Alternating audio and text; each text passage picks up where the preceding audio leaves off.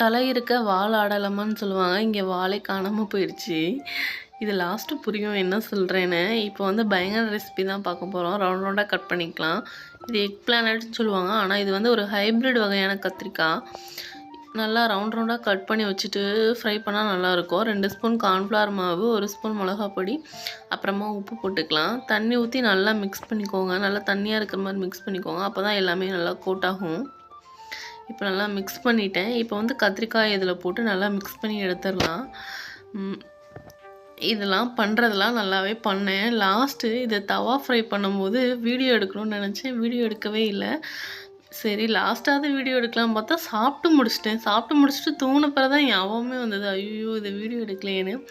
இந்த மாதிரி நீங்களும் வீடியோ எடுக்கலாம்னு நினச்சிட்டு பாதியிலே விட்டுட்டு சாப்பிட ஆரம்பிச்சிருவீங்களா? சாப்பிட்டு முடிச்ச பிறகு தான் உங்களுக்கு அது வீடியோ எடுக்கணும்னு ஞாபகம் வருமா? அந்த மாதிரி இருந்துச்சுன்னா கீழே கமெண்ட் பண்ணுங்கள்.